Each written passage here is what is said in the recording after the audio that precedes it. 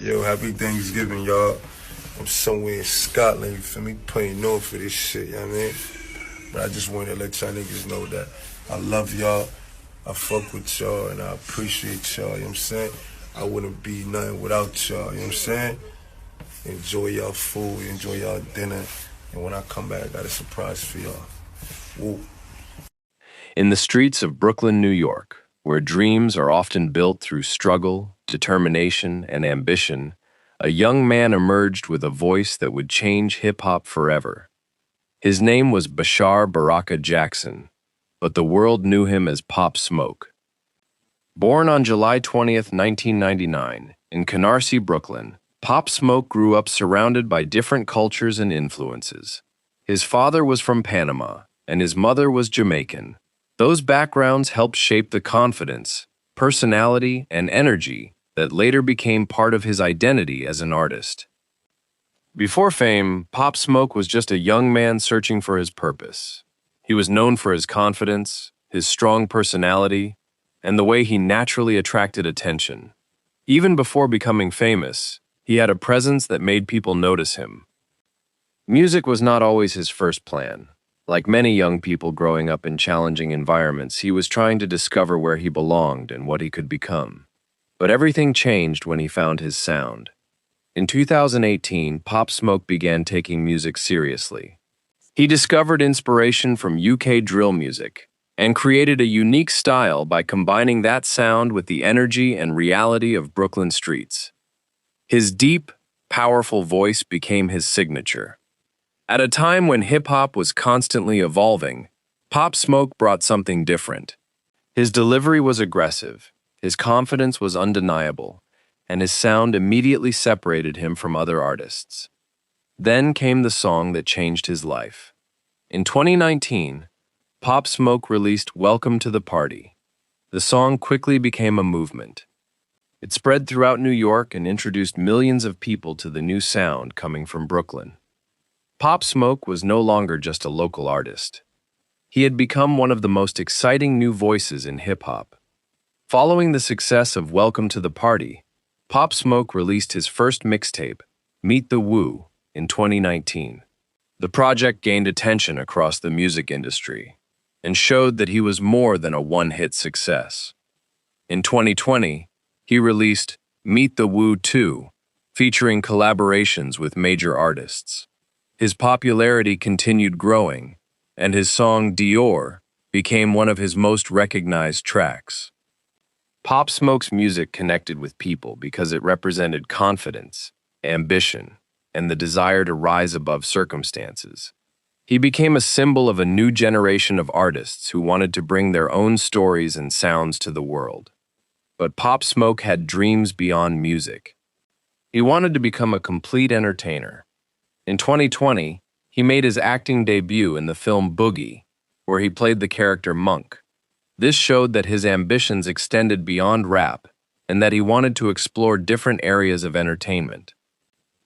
At only 20 years old, Pop Smoke had achieved what many artists spend years trying to accomplish. He had worldwide recognition. He had millions of fans. He had a career that appeared to be just beginning. But his journey was suddenly interrupted.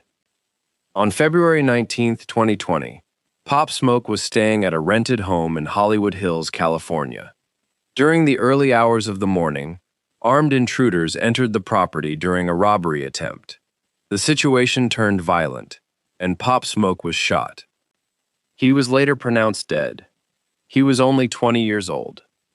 The news shocked the entire music industry. Fans around the world mourned the loss of a young artist who had changed the direction of hip-hop in such a short period of time. Many believed Pop Smoke was only beginning to show what he was capable of achieving. However, his story did not end with his death. After his passing, his music continued reaching millions of people. His posthumous album, Shoot for the Stars, Aim for the Moon, was released in 2020 and became a major success worldwide. The album proved that Pop Smoke had created something bigger than himself. He had created a legacy. His deep voice, unique style, and contribution to Brooklyn drill continued influencing artists around the world. He helped introduce a local New York sound to a global audience. Pop Smoke's story is a reminder that life can be unpredictable. Behind every successful artist is a person with dreams, goals, and plans for the future. Although his time on Earth was short, the impact he made was enormous. Pop Smoke was more than a rapper. He was a visionary. He was an artist. He was a young man who believed his voice could reach the world. From the streets of Canarsie, Brooklyn, to audiences across the globe, Bashar Baraka Jackson left behind a legacy that continues to. A man found dead inside a barrel at Malibu Lagoon State Beach has been identified. The coroner's office says the man is 32-year-old Javante Murphy. The case might be connected to the murder of rapper Pop Smoke. I'm still trying to process who could do this more than anything, because this seems personal. TMZ is reporting that Murphy is the brother of one of the 5 people arrested for the 2020 murder of rapper Pop Smoke, into the possibility that Murphy's murder might have been a retaliation killing for Pop Smoke's murder. Breaking news, the LAPD has just made several arrests in the shooting death of rapper Pop Smoke. 3 men and 2 teenagers have been arrested. Yo, when I dropped flexing, I wasn't even going to drop flexing. I only dropped flexing because these, you know what I'm saying, little kept talking too much, you know what I'm trying to say. So you did it for fun. It was more like just sex, because you know they said I was going to die before that shit. Right. Dad, he loved me very much. He would always play music in his car with me, joke around with me. He always talked about how he loved his family. Yes. All right, People versus Walker appearances. Good morning, Your Honor. Dion Benjamin. And good morning, Your Honor. Kellen Davis for Mr. Walker, his president custody. Good morning. Good morning. Hillary Williams for the people. All right, what's your pleasure?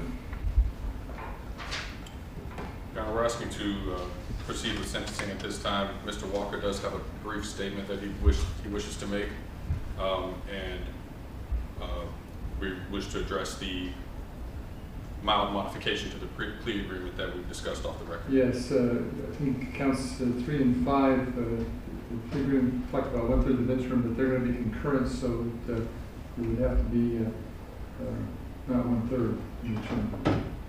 Which will make it 6 on each. Correct. Yes, Your Honor. Have you discussed that with your client? Yes, Your Honor. And does he understand the consequences of that? Yes, Your Honor. Okay. Is that true, Mr. Walker? Yes, sir. Okay. You may proceed, Ms. Williams. Your Honor, I think with respect to the plea agreement and the amendment that was made? Yes. Okay, then just for the record, as to page 7 of the plea agreement that was filed on February 5th, 2025, as the court recognized under number 14, consequences of plea and admissions, it does list that line 19, which is with respect to count 5, and line 21 with respect to count 3. I have amended by interlineation the agreement to read that it will be the midterm of each of those counts, which, as the court has indicated, is 6 years as to each count. But again, does not change the time of the sentence, which remains 29 years, because count 5 and count 3 will run concurrent. Correct. All right. And the court has calculated 16 days actual, the way back time, and two additional days for good time, work time, for a total of 18 days. Yes, Your Honor. Yes. Agree? People agree? Yes, thank you. All right. Do either one of you wish to be heard? Not at this, well, there's You said your client had a statement, but do you want to be heard? On one matter, Your Honor, with respect to the protective order that has been in place on this case for several years, my client, through counsel, has made numerous requests to modify that protective order in order that he could possess the discovery in this case. The court and the people have opposed those requests, and the protective order has remained in effect. And I just want to renew that request and clarify on the record whether the protective order that's preventing Mr. Walker from possessing the discovery of documents in this case, including police reports, remains in effect. Yes. Okay. Anything else you want to say? No, thank you, Your Honor. Mr. Walker, other than that, Mr. Walker has a brief statement. No, Your Honor, before we get to Mr. Walker's statement, one thing that also was included in the plea agreement was his waiver of his appellate rights.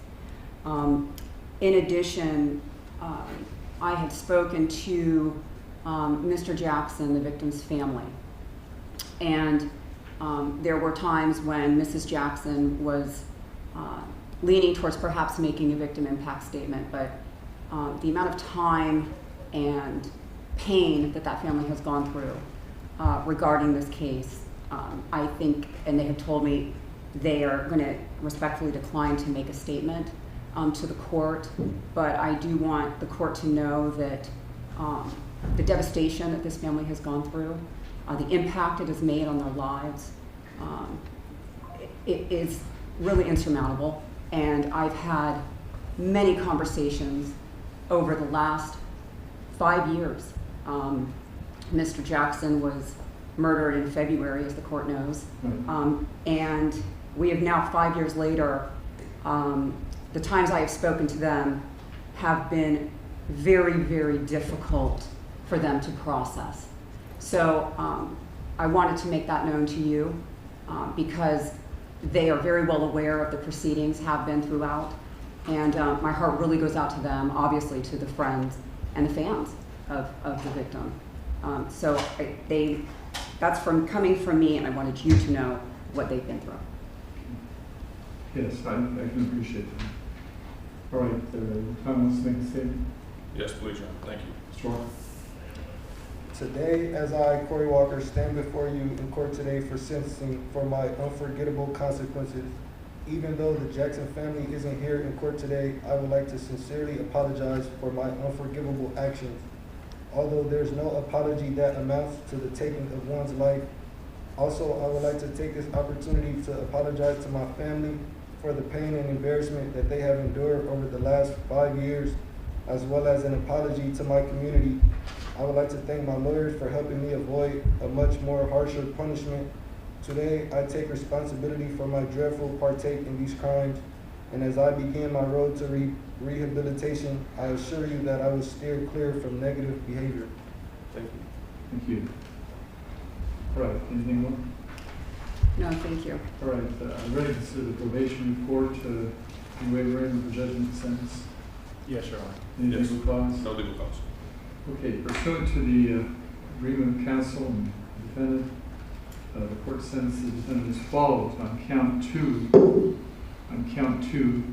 the defendant is sentenced to the high term of 9 years, and the court has weighed the aggravating factors that he's admitted against the mitigating factors, and I think the defense stipulated that they agreed that the high term is appropriate based on that. Is that correct? That's correct. Okay.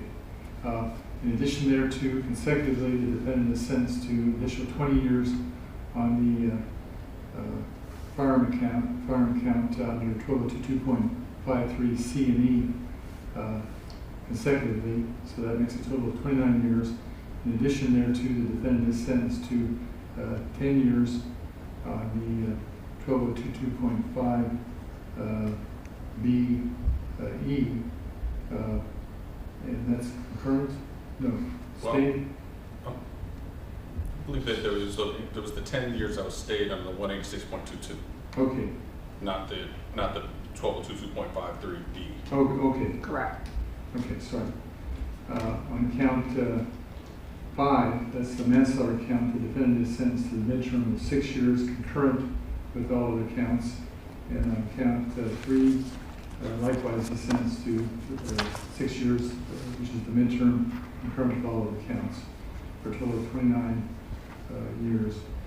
In addition, he's given credit for his wages back time, so he gets credit for the time he served since the plea, which is 16 days, an additional 15%, which is two days, for a total of 18 days credits. He's to submit to giving samples for the DNA, palm and fingerprints, and in addition, what about the restitution fine? So The actual restitution, Well, first, the restitution fine, do you agree that because he's indigent, should be the minimum? With respect to fines and fees? I'm sorry? Fines and fees, correct? Right. Okay, Yeah. yes. do I agree that because he's indigent, it should be the minimum? No, I think that he will have the next sentence is 29 years, and he can work while he is in prison. I can tell the court that there are, at this point, no actual restitution owed. Really? Correct, I'm sorry? Really? Yes. There was not a claim for burial services, which we typically see. There has not been a claim for any other restitution to date. And that also was the same with respect to the other co-defendants.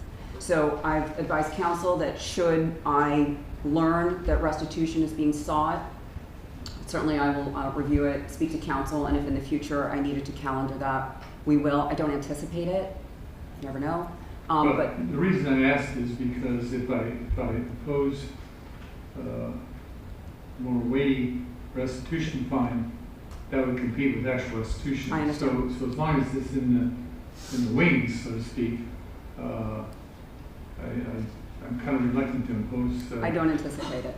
This case has been, I do not anticipate it because this has been going on now for 4.5 years, the case.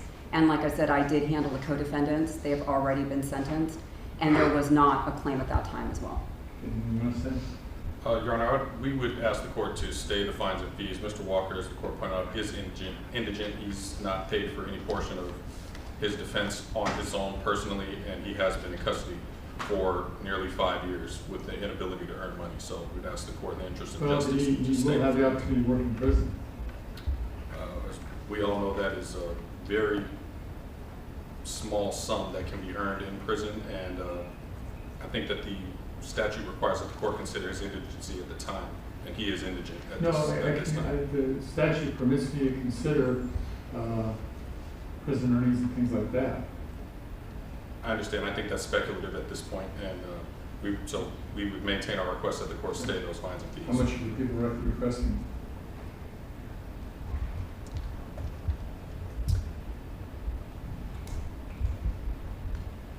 $10,000.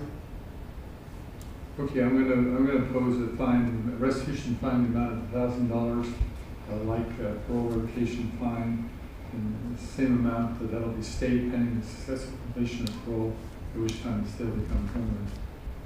Anything else? No, Your Honor. Thank you. Thank you. Thank you. Oh, we have a remaining count to be dismissed.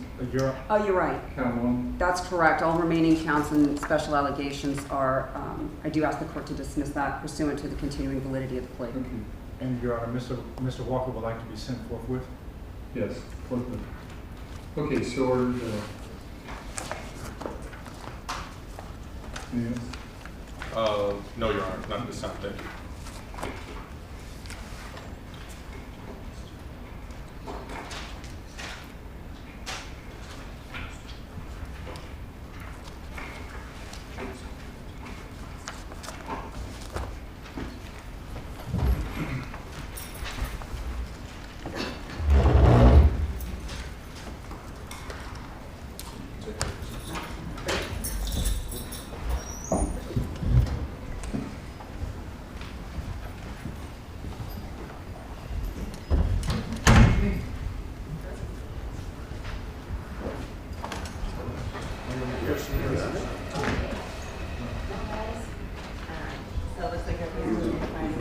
I can't.